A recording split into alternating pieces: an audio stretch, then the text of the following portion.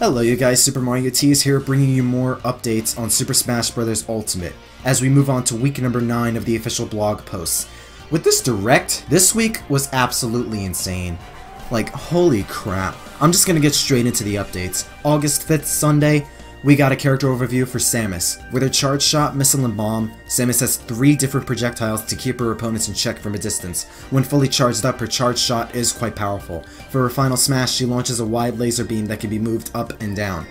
Regarding Samus, she's usually been a mediocre character in Smash Bros., but as much as she got buffed, I hear from plenty of Samus mains and fans that she's relatively underwhelming to play, at least those who've played the demo, so I don't really know how much there is for Samus to be improved. What I do think though is they were hinting at Dark Samus with this update, because this came like 3 days before the direct, which is maybe it actually was hinting at Dark Samus for all we know. But Samus herself, I already analyzed her. I don't have too much to say. I'm not really a Samus main, but I'm not hearing that many strong notes regarding Samus herself. I know that you can cancel her charging her charge shot mid-air, and she has a couple of other buffs, but she got a couple nerfs too.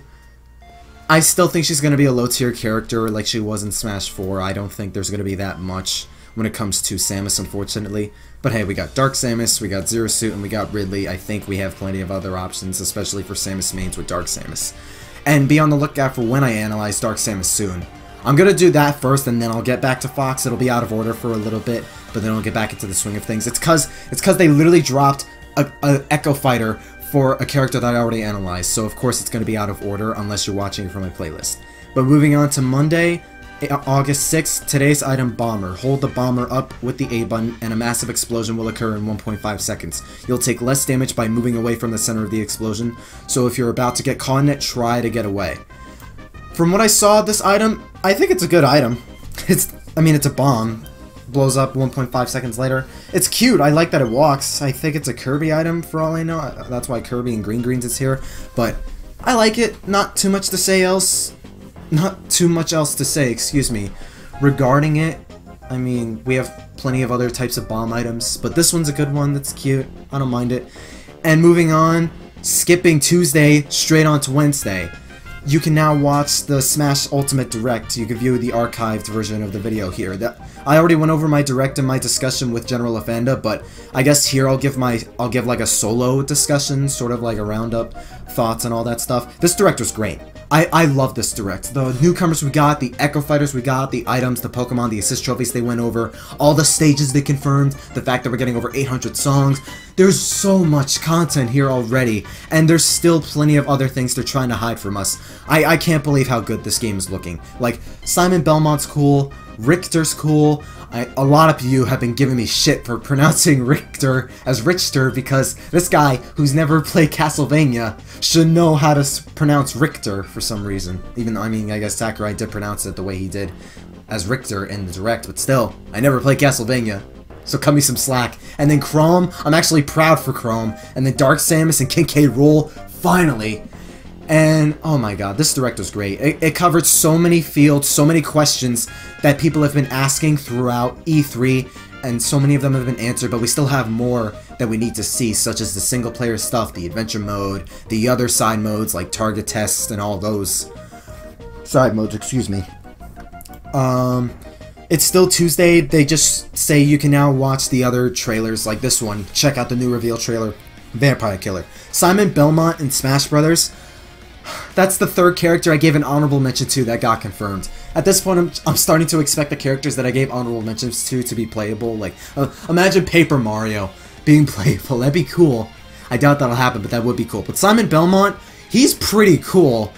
And he seems a little bit broken given how much range his whip has. It's longer than Corrin's forward smash, which is crazy. And it extends to his up smash. I don't know what his down smash is. His down B is Holy Water, side B I think is the cross, and I think his neutral B is the axe, or maybe it's the other way around, neutral B's cross and side B's axe, and you can angle the axe? I don't know. But Simon Belmont, lots of people have been asking him to be in Smash, just like Ridley, just like King K. Rool, and now he's finally in. We have our 8th third-party character. It is awesome. Dracula's castle looks absolutely beautiful, and I kind of want to. I'm gonna try him. I don't know if I'm gonna main him. I doubt I'm gonna main him because I don't know. I'm not that skilled with zoner characters. The only zoner I really use to any extent, and this guy I mostly use for fun, is Mega Man. But Simon Belmont, he seems to be a really good zoner character. He has like 3 different projectiles. His whip is insanely long. That covers a lot of range, especially if you see the up smash and the side smash between Simon and Richter's little trailers. Like, I feel Simon might have a good chance to be a high tier to top tier character based on his projectiles and range. He does seem like a heavyweight, and oh yeah, speaking of his heavyweight, the way he looks in the game, it looks like they just ripped his model straight out of Castlevania and put it into Smash. It looks great. And the trailer itself, it was done beautifully. I love how they portrayed Luigi in this one. Luigi was honestly probably my favorite part, only because I know nothing about Castlevania. I have the NES and SNES classics, so maybe I'll live stream or let's play the Castlevania games to get myself in the mood, maybe prepare myself. But Luigi in the trailer, Luigi was freaking hilarious, and the fact that everyone made a meme out of him dying, death literally slicing his soul out of his body, and then that big thing, I forget the name of that thing, but it had like that creepy mask and like one eye was like crying blood. I don't think it was blood, it looked like a different color from blood, and then Luigi's soul literally looked at it and then screamed. I'm just like, oh my god, this poor dude. Luigi, my boy. I feel so bad. Like, oof. And the thing with Luigi specifically, his Poltergust looked different than how it did in the other Luigi games, and he did not use a plunger. I don't know if that's just some random thing the guys who made the trailer came up with, or if that could be a hint at a new Luigi's Mansion. I don't know. I don't know. Hopefully, maybe, but Luigi's Mansion would be sick on the Switch. I'm just saying. I want to play it. But this trailer, Simon Belmont and Smash, this is huge. This is insane. Castlevania is super iconic, really popular. It's a classic IP people love. I think it still gets games and remakes. Yeah, it definitely got remakes recently. But Simon Belmont and Smash, it's great. And you could also watch the trailer, The Rivals. Best trailer, Smash Brothers. It's definitely the best Ultimate trailer in my opinion, period. Because the way it was executed, with the villains, all that artwork with Mario vs. Bowser, Fox and Falco vs. Wolf, Kirby vs. Meta Knight, Link, Breath of the Wild Link, and Link Between Worlds Zelda versus Ocarina of Time Ganon. That's how you piss off a Zelda timeline purist. But that part, and then you get to DK, I'm like, oh my god, they did it. They did it. And then it looked like what was King K. Rool's shadow, but it was King Dedede dressed as King K. Rool. And then, see, the casual people were like, oh, that's funny, but those who really wanted King K. Rool, they're like, no, don't do this, don't do this. And the way King K. Rool was laughing, it's like, it was like directly at those who wanted King K. Rool. And it almost feels, it feels surreal, but it almost feels like he meant it. It's like, God, you're so stupid. How dare you expect this character, you little piece of crap. Like, I don't know. And what's even more surreal is the fact that Sakurai voices not King K. Rool, King Dedede. Sakurai literally is the voice behind King Dedede. So when you add that on top of King K. Rool, it's like Sakurai's laughing at the fans. Like, that is just pure trolling gold. Me at the time, I'm sitting there thinking, no, don't do this. I'm scared now. Don't troll me right now, Sakurai. You're getting my hopes up. You can't do this to me when you've done this much and gone that far. And before you know it, King K. Rool pimp slaps Dedede right from the back. And that trailer was so funny. That was definitely the funniest trailer Smash has ever seen. And King K. Rool looks, oh, thank God. He has his crown throw from DK Country 1. He has his freaking helicopter pack from DKC 3. He has his blunderbuss from DKC 2. He has his boxing gloves as his smash attacks from DK64. His final smash is his island, the big laser cannon that destroys DK Island, and I think it was in the bad ending in Donkey Kong 64. They're literally ripping so many assets from the Donkey Kong games all the way back from DK64 behind it. And it's so good. I'll get to it later because we got updates on those guys later on. But moving on, still Tuesday the 8th, Wednesday, excuse me, the 8th, the Super Smash Bros. Ultimate website has been updated with more info about stages, items, and game modes. I saw all those. The items look cool. The assist trophies are like some of my favorites now. They got new ones like Cap'n, that's pretty funny. Moon's really high up there as one of my favorites. Knuckles looks cool. Shovel Knight, oh my god, Shovel Knight. That's probably the best thing they could do. Like, the more I see it, I'm starting to group indies with third parties, because that's really what they are. They're third parties, just on a smaller scale. Like, Shovel Knight is one of the most popular indies, but he's not like third party status like Sonic is, like Pac-Man is, you know what I mean? But Shovel Knight as an assist trophy is probably the best thing they could do, and I'm still glad he's there regardless. We also have, oh yeah, Nikki from Swap. No, that was surprising. That was genius. I love that they added Nikki as an assist trophy. And Pokemon, Ditto's cool, Alolan Executor's cool, having both Vulpix and Alolan Vulpix is awesome. Oh my god, even like casual stuff like the items and like weapons and all that's the items. Oh yeah, the Death Scythe!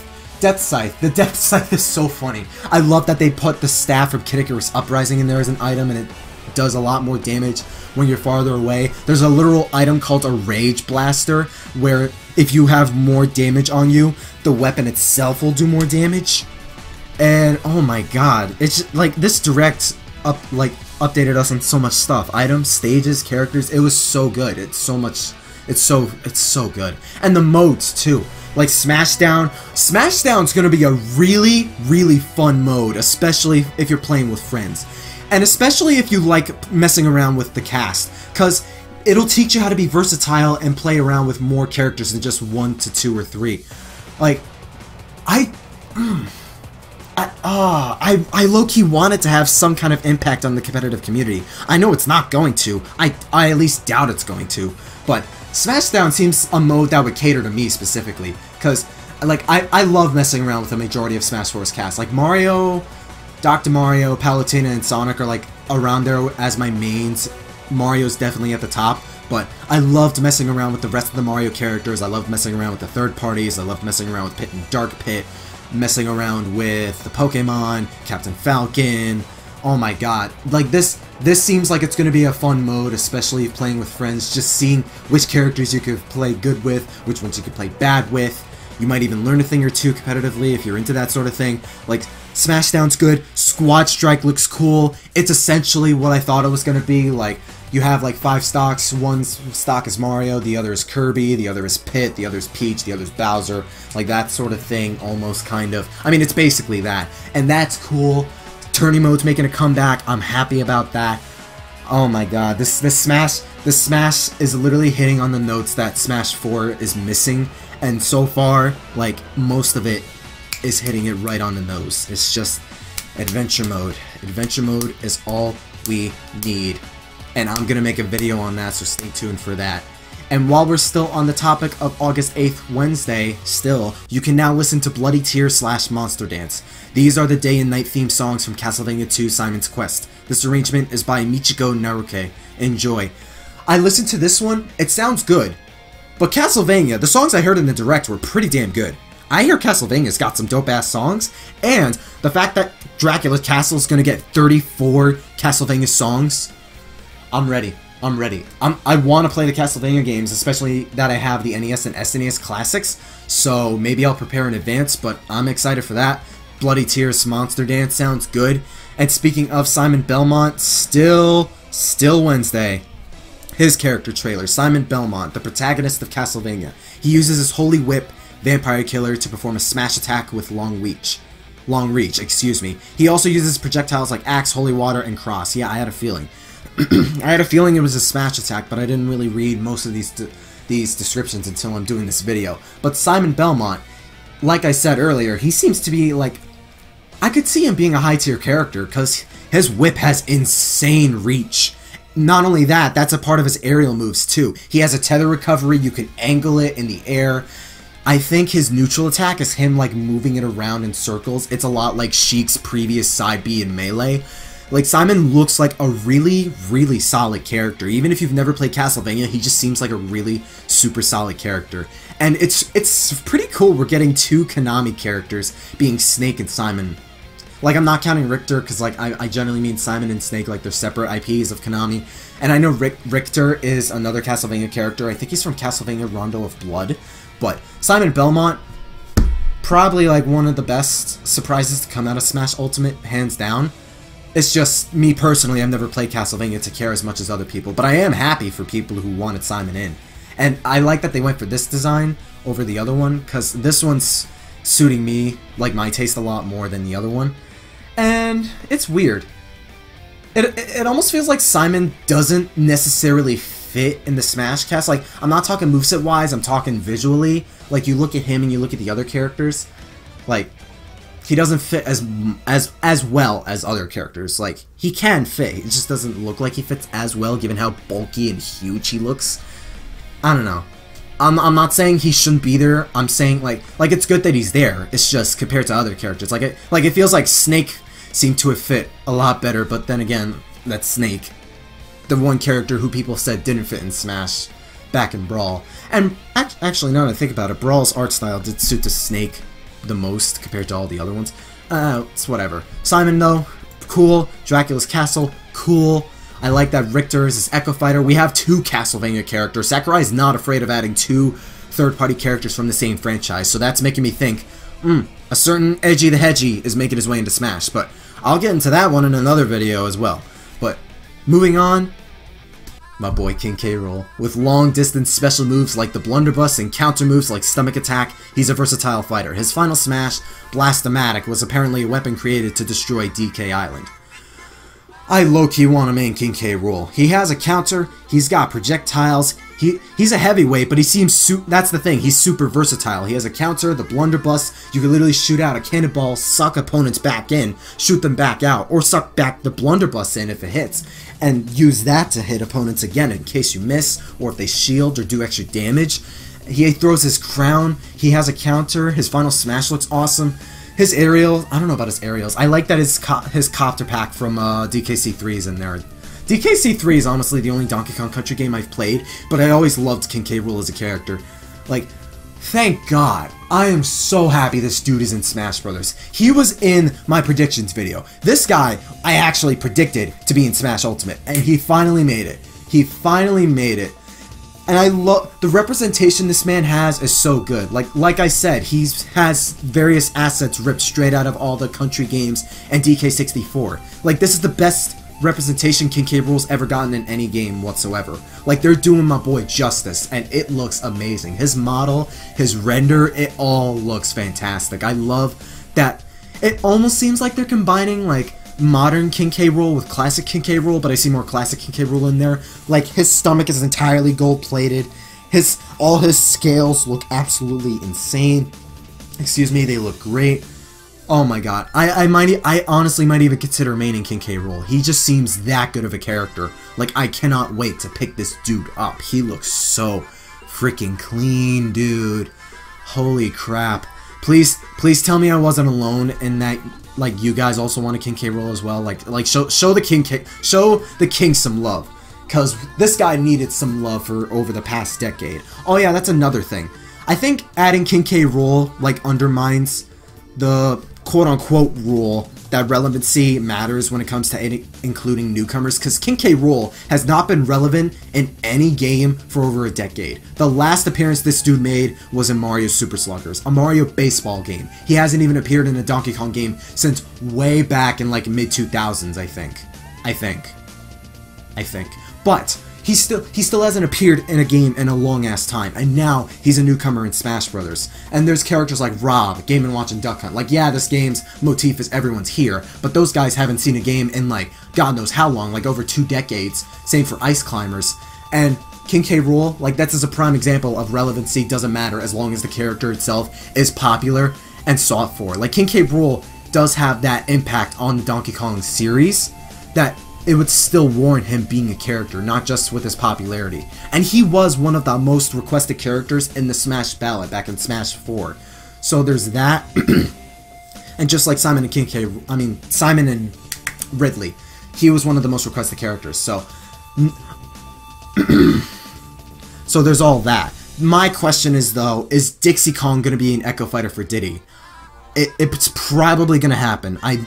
I could almost bet money that Dixie's going to be an Echo for Diddy, because both characters play super similarly to one another, although Dixie has several moves of her own, but it seems like at this point they're just gonna bank on Dixie Kong being an Echo Fighter. Like, you would think they would announce it here, but they could have announced Dark Samus when they revealed Ridley, but they didn't. Like, I don't doubt Dixie doesn't have a shot anymore. I still think she's gonna be in the game as Diddy's Echo. Yeah, I think that generally covers it for this week. I think it was a good week all around. It was mainly because of the Direct. Like, the updates themselves aren't really anything huge or major. It's because the Direct itself was the real kicker for this week. But this week was great solely because of the Direct. King K. Rool, I'm so happy he's been. Oh my god, I wanted this dude in for a while now. And Simon Belmont actually made it in, which is fantastic. And, oh my god, let me know what you guys thought down below. Did you like this week? Did you think the Direct was great? Because I thought it was great. Did you like, what about the updates themselves? I thought they were like underwhelming, but that's only because the Direct itself like literally overshadows it in every possible way ever. So, there's not really much else to say there. Otherwise, thank you guys for watching. Stay tuned for a stage video, a video on single player content, and analyses, and more Smash content on the way if you're interested. Stay super.